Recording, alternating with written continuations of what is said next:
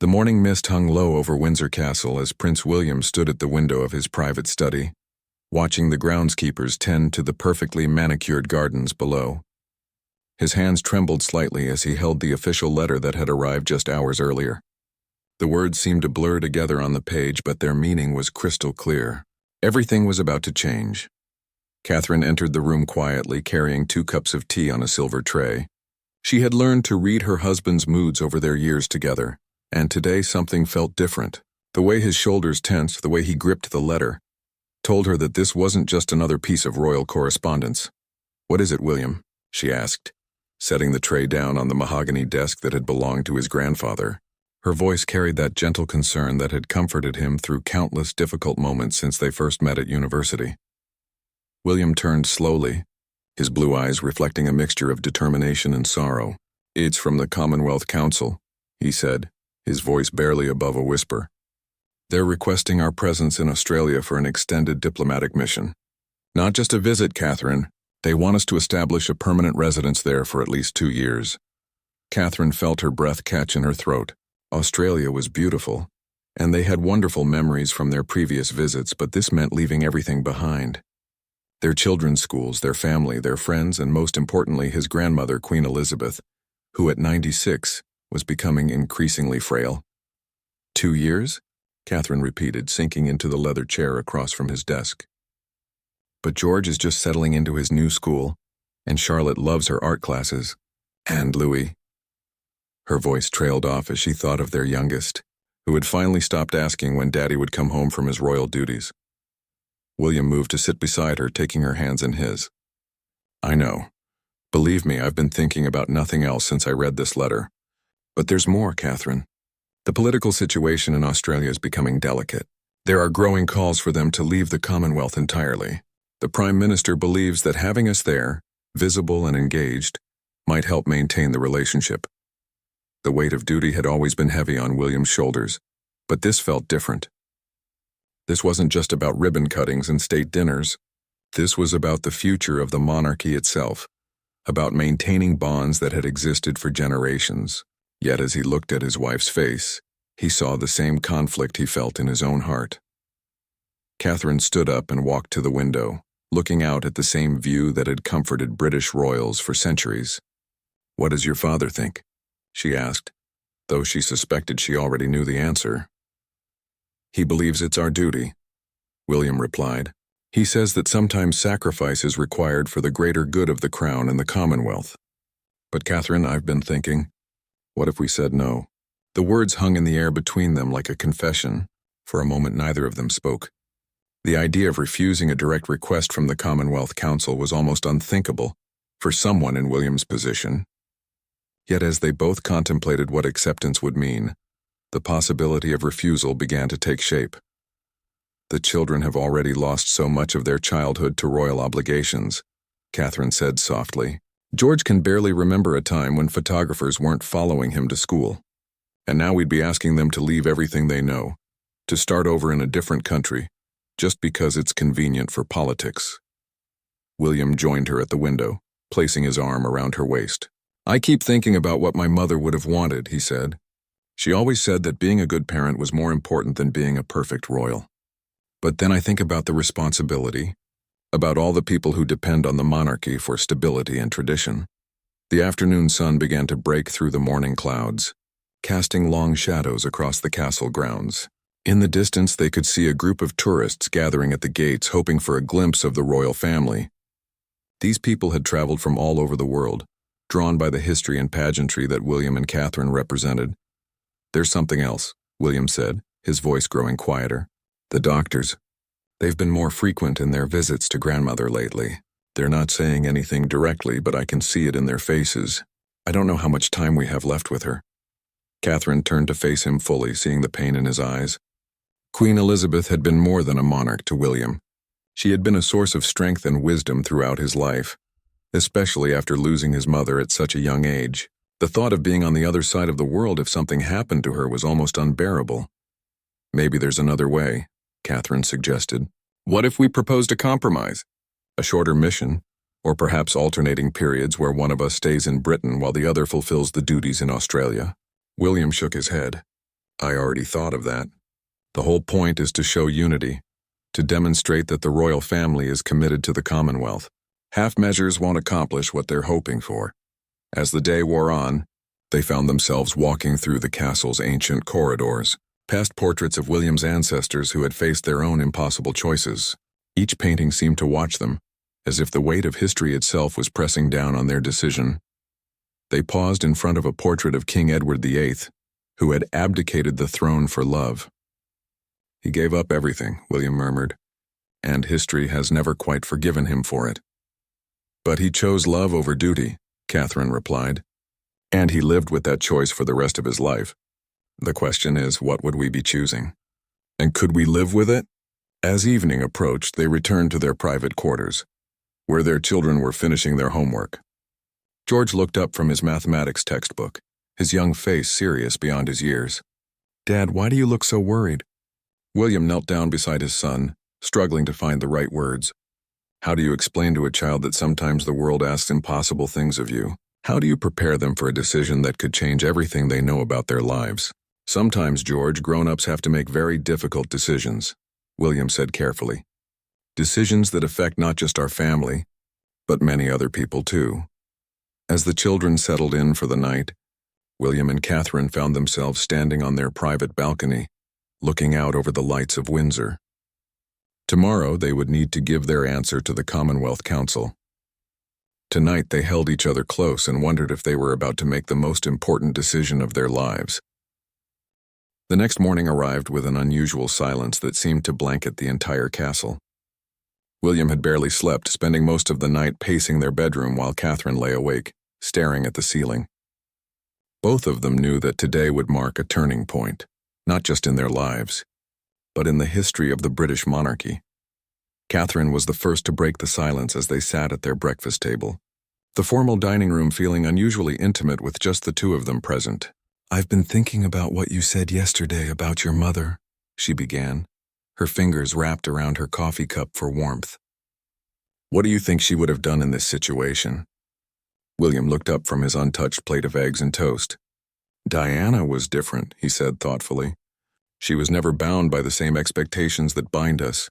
She had the luxury of choosing her battles. We don't have that same freedom, don't we?" Catherine asked, her voice carrying a gentle challenge. "We always talk about duty and obligation, but what about our duty to our children? What about our obligation to live authentically?" Before William could respond, there was a soft knock at the door. Their private secretary, James Mitchell, entered with a concerned expression. "Your Royal Highnesses, I apologize for the interruption, but there's been a development. The Commonwealth Council has moved up their deadline. They need your decision by noon today." William felt his stomach tighten. "Noon? That's only 4 hours from now. What's the urgency?" James cleared his throat nervously. "There's been a leak to the press, sir. Several newspapers are already running stories about the potential move to Australia. The Council feels that delaying the decision any longer will only fuel more speculation and potentially damage the monarchy's reputation." Catherine and William exchanged a look that spoke volumes. The decision they had hoped to make privately, carefully weighing every option, was now being rushed by the demands of public relations and media management. After James left, the couple found themselves in their private garden, away from the ears of staff and the prying lenses of photographers who seemed to lurk around every corner.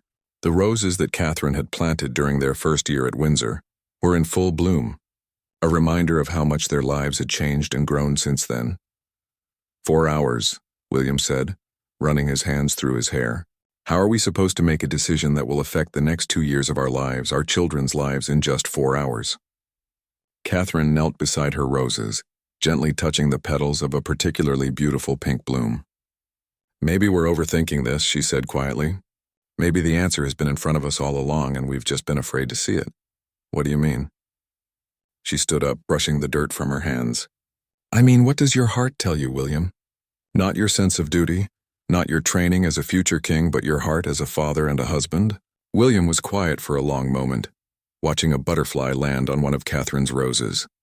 "My heart tells me that I want to wake up every morning in the same country as my grandmother, for whatever time she has left.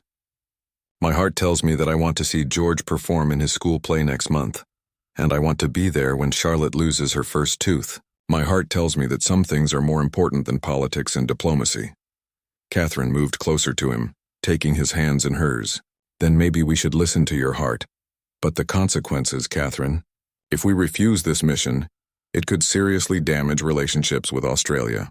It could be seen as the royal family turning its back on the Commonwealth. The press will have a field day, and my father... William's voice trailed off as he thought about the disappointment he would see in King Charles's eyes. Your father will understand eventually, Catherine said with more confidence than she felt. He's a father, too. He knows what it's like to balance duty with family. And as for the press and the politicians, they'll find something else to criticize us for next week anyway. They always do. As if summoned by their conversation, William's phone buzzed with a text message from his father. Son, I know this decision weighs heavily on you. Remember that being king isn't just about serving others. It's about making choices you can live with. Call me when you've decided. Love, Dad. William showed the message to Catherine, and they both felt a wave of relief wash over them. Perhaps the support they needed had been there all along. They spent the next hour walking through Windsor Great Park, the vast expanse of countryside that had been a refuge for British royals for nearly 1,000 years. They talked about their dreams for their children, their hopes for their marriage, and their vision of what kind of royals they wanted to be. I keep thinking about that young couple we met in Manchester last month, Catherine said as they sat on a bench overlooking the long walk. The ones who started that charity for homeless families. They weren't born into privilege, they didn't have titles or endless resources, but they were making a real difference in people's lives just by being present, by being there when they were needed. William nodded, remembering the encounter clearly. They told us that the most important thing they could offer wasn't money or connections, but simply showing up. Being there in person, being available when people needed them most. Exactly, Catherine said. And right now our children need us to show up. Your grandmother needs us to show up. This country needs us to show up. Not from thousands of miles away, but right here, right now. As they walked back toward the castle, they encountered Mrs. Henderson, the elderly woman who had worked in the castle's kitchens for over 40 years. She was feeding the swans by the castle's pond, something she did every morning without fail. Good morning, Your Royal Highnesses, she said with a warm smile. Beautiful day, isn't it? It is indeed, Mrs. Henderson, William replied. Tell me, what keeps you here at Windsor after all these years? Haven't you ever wanted to try something new? Go somewhere different? Mrs. Henderson laughed, a sound like wind chimes in a gentle breeze. Oh, I've traveled plenty in my younger days, sir. But I learned that home isn't a place you visit. It's a place you belong. And I belong here, taking care of this place and the people in it. Some folks spend their whole lives looking for where they belong. But when you know, you know. As they continued toward the castle, William and Catherine walked in comfortable silence, both processing Mrs. Henderson's simple wisdom. When they reached the main entrance, William stopped and turned to face his wife. I know where I belong, he said simply. Catherine smiled, the first genuine smile she had worn in days. So do I. They climbed the steps to the castle entrance hand in hand, ready to make the call that would change everything. As they reached the top, William paused and looked back at the grounds they both loved so much. The ancient trees, the carefully tended gardens, the swans gliding peacefully across the pond. Are you ready? Catherine asked softly. William squeezed her hand. I've never been more ready for anything in my life. Together, they walked through the massive oak doors, past the portraits of William's ancestors, toward their private study where James Mitchell was waiting with the secure phone line to the Commonwealth Council. The next few minutes would define not just their future, but the kind of people they wanted to be, the kind of parents they wanted to be, and the kind of royals Britain truly needed. The secure phone line crackled to life at exactly noon as William sat in his study, Catherine beside him, their hands intertwined. On the other end of the line were 5 voices representing the Commonwealth Council, including the Australian Prime Minister, the Secretary-General of the Commonwealth, and senior advisors from various member nations. Your Royal Highness, came the formal voice of Sir Marcus Whitfield, the Commonwealth Secretary-General. We trust you've had adequate time to consider our proposal regarding the Australian diplomatic mission. William took a deep breath, feeling the weight of centuries of royal protocol pressing down on his shoulders. Thank you, Sir Marcus. The princess and I have given this matter our most careful consideration. There was a pause on the line, the static filling the silence as everyone waited for his response. Catherine squeezed his hand encouragingly, and William found the strength to continue. After thorough deliberation, "We must respectfully decline the mission to Australia," William said, his voice steady despite the magnitude of what he was saying. "While we deeply appreciate the confidence the Council has placed in us, we believe our duties and responsibilities at this time require us to remain in the United Kingdom." The silence that followed was deafening. William could almost feel the shock radiating through the phone line from Australia to London. Finally, Sir Marcus cleared his throat. "Your Royal Highness, I must confess this is unexpected. Perhaps we could discuss alternative arrangements? A shorter mission? Different timing?" "I'm afraid not," William replied firmly. "Our decision is final. We remain committed to supporting the Commonwealth through our work here in Britain, but we cannot accept this particular assignment." The Australian Prime Minister's voice joined the conversation, tense with barely controlled frustration. "Your Royal Highness, I hope you understand the delicate political situation here. This decision will be seen as a rejection of Australia's place in the Commonwealth. The Republican movement will use this as ammunition for their cause." Catherine leaned forward slightly and William nodded, giving her permission to speak. "Prime Minister," she said in her calm, measured tone, "with the greatest respect, we believe that the strength of the Commonwealth lies not in grand gestures or royal residences, but in the daily work of building genuine relationships and mutual respect. We hope to contribute to that work in whatever way we can from Britain." After the call ended 20 minutes later, with promises of continued cooperation and barely concealed disappointment from the council members, William and Catherine sat in stunned silence. They had done it. They had actually said no to one of the most significant requests ever made of them. "How do you feel?" Catherine asked softly. William stood up and walked to the window, looking out at the Windsor grounds where their children would be returning from school in just a few hours. "Terrified," he admitted, "but also free. For the first time in my life, I feel like I made a choice based on what I truly believed was right, not just what was expected of me." Within hours, news of their decision had leaked to the press just as James Mitchell had predicted. By evening, every major news outlet in Britain and Australia was running the story. The headlines ranged from supportive to scathing. "Royal couple chooses family over politics. William and Kate's shocking snub to Australia. The decision that could reshape the Commonwealth." The royal communications team worked frantically to manage the fallout, but William and Catherine found themselves surprisingly calm in the eye of the storm. They had prepared a simple statement explaining their decision in terms of their current commitments in Britain, but they refused to apologize or elaborate further. The real test came the next morning when King Charles requested a private meeting with his son and daughter-in-law. They met in the blue drawing room at Buckingham Palace, the formal setting making the conversation feel even more weighted with significance. "I won't pretend I'm not disappointed," Charles began, his voice measured but clearly strained.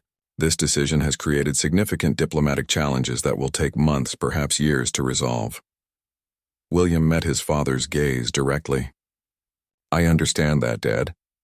But I also understand that some things are more important than diplomatic convenience. My children need stability. My grandmother needs family nearby. Catherine and I need to be true to our values, not just our titles."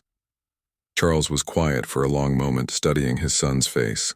"You sound like your mother," he said finally, and William couldn't tell if it was meant as a compliment or criticism. "Diana always said that being royal meant serving others, but it didn't mean sacrificing your humanity," William replied. "I think she was right." Catherine, who had been listening quietly, finally spoke. "Your Majesty, we're not rejecting our responsibilities. We're choosing to fulfill them differently. We want to be the kind of royals who are present in people's lives, who understand what ordinary families face because we're facing it too." Charles sighed deeply, and for a moment, he looked less like a king and more like a father trying to understand his son's choices. "The monarchy has survived for over 1,000 years by adapting to changing times," he said slowly. "Perhaps this is another one of those moments of adaptation. I just hope you're prepared for the consequences." "We are," William said firmly. "Whatever comes next, we'll face it together." The conversation with the Queen came later that week when Elizabeth invited them for private tea at Windsor Castle. At 96, she moved more slowly than she once had, but her mind remained sharp and her presence as commanding as ever. "I hear you've been making waves," she said with the hint of a smile as they settled in her private sitting room. Surrounded by family photographs and mementos from decades of royal service.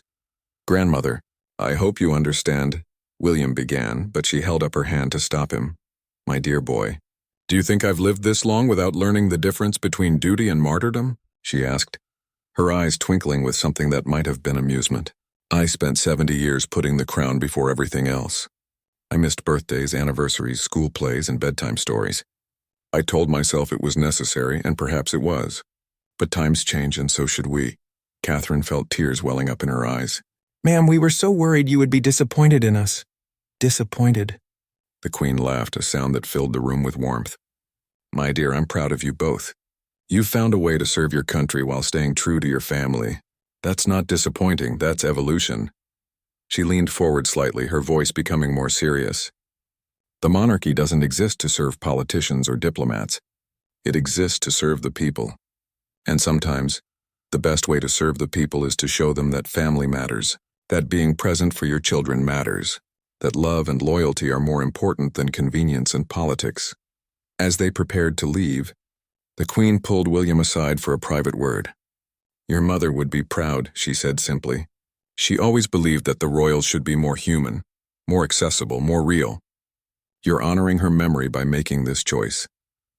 Walking back to their car through the Windsor Castle grounds, William and Catherine felt as though an enormous weight had been lifted from their shoulders. They had faced the most powerful people in the Commonwealth, defended their decision to the press, and earned the understanding of their family. But the real validation came that evening when they arrived home to find George, Charlotte, and Louis waiting for them with handmade cards thanking them for staying. George's card, written in his careful 9-year-old handwriting, simply said, "Thank you for choosing us." As they tucked their children into bed that night, William realized that sometimes the most revolutionary act is simply being present, simply choosing love over obligation, simply saying no when everything and everyone expects you to say yes.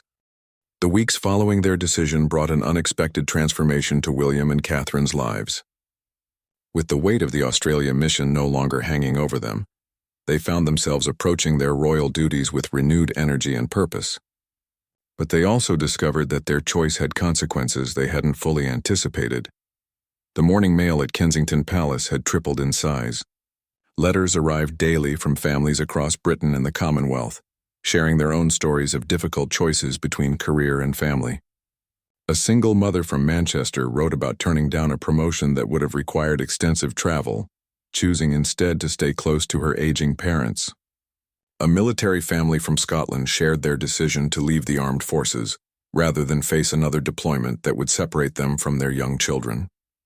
Catherine sat in her private office, reading through these letters with growing amazement. "Listen to this one," she said to William as he joined her for their morning coffee. "It's from a doctor in Wales who gave up a prestigious position in London to work in a small-town clinic because her daughter needed stability after her divorce." William settled into the chair across from her desk, noticing how animated Catherine had become while reading these personal stories. "What strikes me most," he said, "is how many people are making similar choices but feeling alone in them. Maybe our decision has given them permission to prioritize family without feeling guilty about it." Their private secretary, James, appeared in the doorway with his usual morning briefing folder, but his expression carried an excitement they hadn't seen in months. "Your Royal Highnesses, I have some rather extraordinary news. The request for engagements have increased by nearly 300% since your decision. Organizations across the country are asking specifically for visits related to family support, work-life balance, and community building." Catherine looked up from the letters, intrigued. "What kind of organizations?" "Everything from local family support centers to major corporations wanting to discuss flexible working arrangements. There's a children's hospital in Birmingham that specifically asked you to visit their new family accommodation unit. A group of working mothers in Liverpool wants to discuss starting a childcare cooperative. Even several universities are requesting talks about modern approaches to duty and service." William felt a spark of excitement that he hadn't experienced in years. This was exactly the kind of meaningful work he had always hoped to do. but had rarely had the opportunity to pursue while managing the traditional royal schedule of state ceremonies and diplomatic obligations. There's more, James continued. The palace communications team has received calls from media outlets in Canada, New Zealand, and even Australia, wanting to feature stories about your family-first approach to royal service. The Australian Prime Minister's office has even reached out, expressing interest in discussing new ways to strengthen Commonwealth relationships that don't require permanent relocations. Catherine stood up and moved to the window overlooking the palace gardens, where she could see groundskeepers planting bulbs for the spring flowers. It's interesting, she mused. By saying no to one traditional expectation, we seem to have opened doors to entirely new possibilities. Their first major engagement following the decision was a visit to a family support center in East London. The center provided services for families dealing with everything from financial hardship to relationship counseling, and it had specifically requested their visit after learning about their choice to prioritize family stability. As they toured the facility, they met Sarah, a young mother who had been using the center's services while working 2 part-time jobs to support her 3 children. When I heard about your decision, Sarah told them, it made me realize that I wasn't wrong to turn down that full-time position that would have meant never seeing my kids. Sometimes doing what's right for your family looks different from what everyone expects you to do. William knelt down to Sarah's level as they sat in the center's children's play area. That's exactly what we learned, he said simply. Sometimes the bravest thing you can do is choose love over expectation. The visit was covered extensively in the media, but the tone was markedly different from the criticism they had faced immediately after their decision. Headlines now read, William and Kate's new mission supporting modern families and royal couple finds purpose in challenging tradition. Back at home that evening, they found an unexpected visitor waiting for them. Princess Anne, William's aunt, sat in their drawing room having tea with the children. Known for her no-nonsense approach and tireless work ethic, Anne was not someone who made social calls lightly. Aunt Anne, William said, clearly surprised but pleased to see her. This is unexpected. Anne stood up with her characteristic brisk efficiency. I wanted to speak with you both about your recent decision, she said directly, and I didn't want to do it through official channels. Catherine felt her stomach tighten, wondering if they were about to receive another lecture about duty and tradition. But Anne's next words surprised them both. I think you've done something remarkable, Anne said, settling back into her chair. I've spent 50 years in this family, watching people sacrifice their happiness for abstract concepts of duty. I've seen marriages fail, children grow up estranged from their parents, and talented individuals burn out from trying to be everything to everyone. She paused, looking directly at William. Your mother tried to change how this family approached service, but she was fighting against centuries of tradition and a system that wasn't ready for her ideas. You and Catherine are succeeding where she couldn't, not by fighting the system, but by quietly revolutionizing it from within. The children had finished their tea and moved to the adjoining playroom, giving the adults privacy to continue their conversation. Anne's expression became more serious. What you've done is show that royal service doesn't have to mean royal sacrifice, that we can serve our people more effectively when we understand what real families face, when we've made some of the same difficult choices they make every day. Catherine leaned forward, curious about Anne's perspective. Do you think the monarchy can really change? After so many centuries of tradition? Anne laughed, a sound that was both weary and hopeful. My dear, the monarchy has survived Norman invasions, civil wars, 2 world wars, and the invention of social media. If it can survive all that, it can certainly survive a prince and princess who want to be good parents. She stood up to leave, but turned back with one final thought. You know, the letters I've been receiving have changed too. People used to write to me about charitable causes and official business. Now they're writing about their own families, asking for advice about balancing work and home life. You've started something bigger than you realize. After Anne left, William and Catherine spent the evening reading bedtime stories to their children and helping with homework, ordinary activities that had taken on new meaning since their decision. As they tucked Louis into bed, their youngest looked up at his father with serious eyes. Daddy, my friend Tommy's dad has to travel for work all the time, and Tommy is sad because he misses him. Are you going to travel far away? William sat on the edge of his son's bed, smoothing the blankets around him. No, Louis. Mummy and I decided that being here with you and George and Charlotte is the most important job we have. Louis smiled sleepily. Good. I like it when you're home. As they turned off the lights and closed the door to their son's room, William and Catherine realized that their decision hadn't just changed their own lives. It had given them the opportunity to change what it meant to be royal, to redefine service in terms of presence rather than sacrifice, and to show that sometimes the most radical act is simply choosing to stay home. 3 months after their decision, William and Catherine found themselves preparing for what would become one of the most important speeches of William's life. The Royal Institute of International Affairs had invited him to address a conference on modern monarchy and democratic values, and everyone knew this would be his opportunity to publicly explain their choice and its implications for the future of royal service. The morning of the speech, Catherine sat at her dressing table while William paced nervously behind her, rehearsing key phrases under his breath. Their children had already left for school, but not before George had wished his father good luck with your big talk, a reminder of how their family-centered approach had made even major royal duties feel more grounded and personal. What if I'm wrong? William asked suddenly, stopping his pacing to look at Catherine's reflection in the mirror. What if our decision ends up weakening the monarchy instead of strengthening it? What if future historians look back on this moment as the beginning of the end? Catherine turned to face him, taking his hands in hers. Do you remember what your grandmother said to us last week? She asked gently. The previous week, Queen Elizabeth had shared a private moment with them during their regular Sunday visit. She had told them about a conversation she'd had with a young mother outside a hospital in Manchester, where the woman had thanked the Queen for showing that family comes first, after hearing about William and Catherine's decision.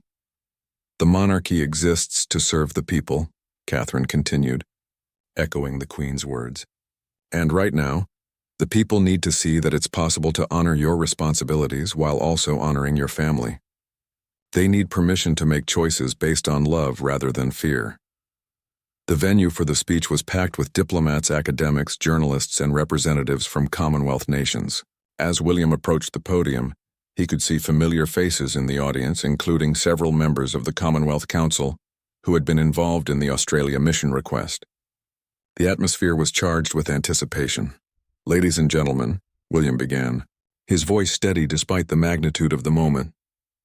3 months ago, the Princess of Wales and I made a decision that surprised many people, including ourselves.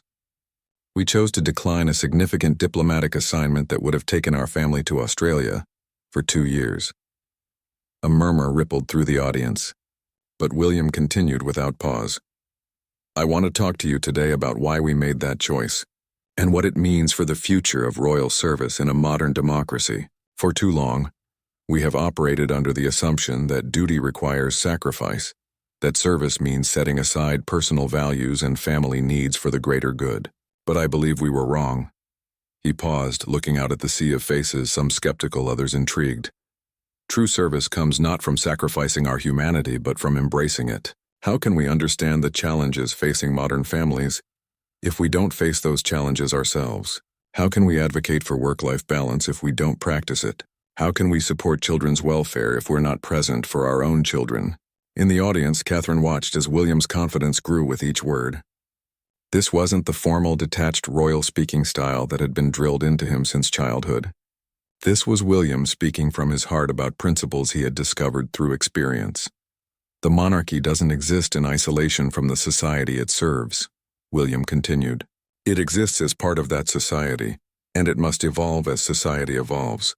Today's families face unprecedented challenges in balancing career ambitions with family responsibilities. They need leaders who understand those challenges firsthand, not from a distance. He shared stories they had encountered in recent months. The single mother who had written to them about choosing stability over advancement, the military family who had left service to stay together, the doctor who had taken a lower-paying position to remain in her daughter's community. These families made choices based on love, and they often felt isolated in those choices. By making our own family-centered decision public, we discovered that we weren't alone. There are millions of people who believe that being present for your family is just as important as any career achievement. The speech reached its crescendo as William addressed the Commonwealth directly. Our friends in Australia and throughout the Commonwealth, our decision was not a rejection of our relationship with you. It was an affirmation of our belief that authentic relationships are built on honesty and shared values, not on grand gestures or convenient arrangements. We serve you better when we serve from a place of genuine understanding and personal integrity. William's voice grew stronger as he approached his conclusion. The monarchy of the 21st century must be one that reflects the values of modern families: presence over absence, authenticity over perfection, love over obligation. This doesn't make us less committed to service. It makes our service more meaningful. As he finished speaking, the applause that erupted was unlike anything he had experienced before. It wasn't the polite, measured clapping typical of royal events, but something more enthusiastic and genuine. People were standing, and many were visibly moved by his words. After the speech, the reception was a blur of handshakes and conversations. The Australian High Commissioner approached William with an unexpected smile. "Your Royal Highness, I must admit I was skeptical about your decision, but hearing you explain it today, I think you may have found a more powerful way to strengthen our relationships than any diplomatic mission could have achieved." A representative from the Canadian government echoed similar sentiments. "The response in Canada has been overwhelmingly positive. People see you as more relatable, more human. That's worth more than any traditional royal visit." But the moment that would stay with William forever came when a young journalist approached him near the end of the reception. "Your Royal Highness, I wanted to thank you personally. I'm a working mother, and your decision helped me turn down a promotion that would have required constant travel. My daughter starts school next year, and I realized I didn't want to miss it. Your example gave me the courage to prioritize what really mattered." Driving home that evening, William and Catherine felt a profound sense of rightness about their path. The speech had been more than a public explanation of their decision. It had been a declaration of new values for royal service. "I keep thinking about that journalist," Catherine said as they pulled into Kensington Palace. "How many other people have we unknowingly helped by simply being honest about our priorities?" Their children were waiting for them with Mrs. Rodriguez, their nanny, eager to hear about their father's big talk. George, now 10 and increasingly aware of his family's public role, asked thoughtful questions about the speech. "Dad, did people understand why you stayed with us instead of going to Australia?" he asked as they settled in the family room. William pulled his eldest son close. "I think they did, George. I think they understand that sometimes the most important job is being a good father and husband. Even when you have other important jobs too." Charlotte, always practical at 8, added her own perspective. "I told my teacher that you picked us over going far away, and she said that made you a good daddy. She said her daddy travels too much for work, and she wishes he would pick staying home sometimes too." As they tucked the children into bed that night, William reflected on how their decision had rippled outward in ways they never could have anticipated. They had thought they were simply choosing what was best for their family, but they had inadvertently started a conversation about values that extended far beyond the royal family. Late that evening, as they sat together in their private sitting room, Catherine showed William her phone, which had been buzzing with messages all day. "Look at this," she said, scrolling through social media posts. "Thousands of people are sharing their own stories about choosing family over career advancement, or presence over prestige." One post that particularly caught their attention was from a military officer who had decided not to pursue a deployment that would have advanced his career but separated him from his young children. "If the future king can choose family," he had written, "then so can I." Another was from a business executive who had turned down a position that would have required relocating away from her aging parents. "Thank you, William and Catherine, for showing us that duty to family is just as important as duty to career." William set down his tea and looked at his wife with wonder. "We changed our own lives," he said softly, "but somehow we ended up changing other people's lives too." Catherine curled up beside him on the sofa, the same one where they had made their decision months earlier. "Maybe that's what real leadership looks like," she said. "Not telling people what to do, but showing them what's possible when you have the courage to live your values." Outside their window, London sparkled in the evening light. A city full of families making their own difficult choices about love and duty, career and family. And for the first time since becoming senior royals, William and Catherine felt like they truly understood the people they were meant to serve. Because they had chosen to face the same challenges, make the same sacrifices, and prioritize the same values. Their decision to say goodbye to Australia had become something much larger. A hello to a new way of being royal, a new way of serving, and a new way of showing that sometimes the most powerful thing you can do is simply stay home and be present for the people you love most.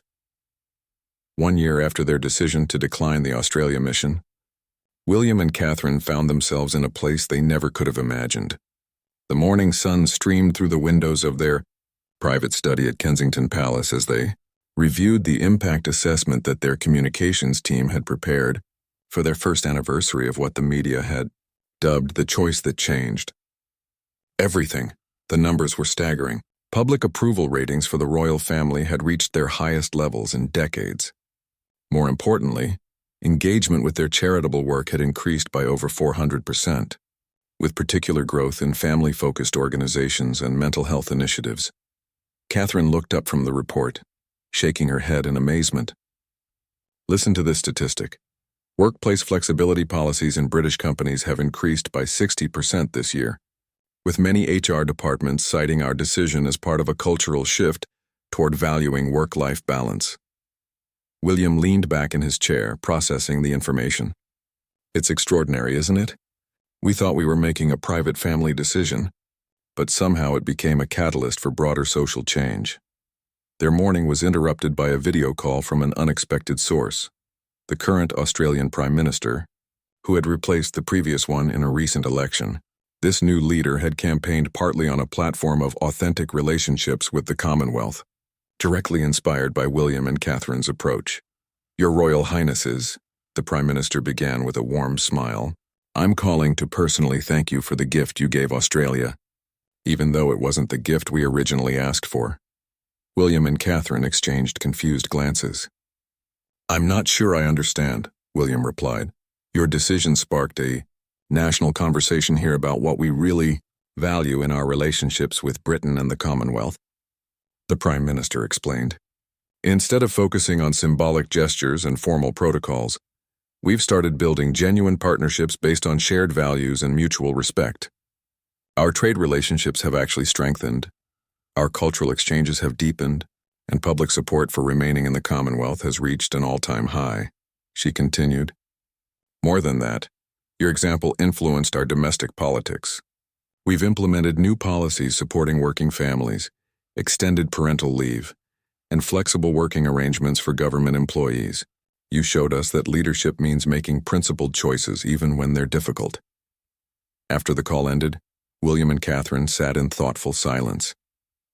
The irony wasn't lost on them that by refusing to go to Australia, they had ultimately strengthened the relationship with Australia more than a 2-year diplomatic mission ever could have. Their reflection was interrupted by the arrival of their children, home from school and bubbling with excitement about their upcoming family holiday to Scotland. It would be their first extended family vacation without any official engagements or royal duties, something that would have been impossible under the old model of royal service.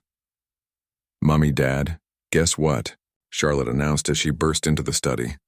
My teacher said our family is in her university textbook. She's studying for her master's degree, and there's a whole section about how you changed what it means to be royal. George, now 11 and increasingly thoughtful about his family's unique position, added his own observation. My history teacher says what you did was like when King Edward VIII abdicated, but in reverse. Instead of giving up being royal for love, you found a way to be more royal because of love. That evening, as had become their tradition, William and Catherine walked through Hyde Park, something they had started doing regularly after their decision gave them more predictable schedules and reliable time at home. These walks had become sacred to them, a time to process their experiences and stay connected to each other amidst their public lives. Do you ever wonder what would have happened if we had said yes to Australia? Catherine asked as they paused by the Serpentine Lake, watching the evening light dance on the water. William considered the question seriously. Sometimes. But then I think about everything that's happened this year, all the families we've been able to help, all the conversations we've started, and I can't imagine it working out better than this. They were approached by an elderly gentleman walking his dog, who recognized them despite their casual clothes and lack of security detail visible nearby. "Excuse me," he said politely. "I hope you don't mind the interruption, but I wanted to thank you both. My daughter was offered a job in Dubai last year that would have been wonderful for her career, but terrible for her family. She was feeling guilty about turning it down until she read about your decision. She stayed in Manchester, and now she started her own consulting business and sees her children every day. You gave her permission to choose happiness over expectation." As they continued their walk, they encountered more people with similar stories. A young father who had requested flexible working hours inspired by their example. A mother who had decided to work part-time rather than accept a promotion that would have consumed her evenings and weekends. Each story reinforced their belief that their choice had resonated because it addressed something fundamental that many people were struggling with. When they returned home, they found an unexpected guest waiting for them.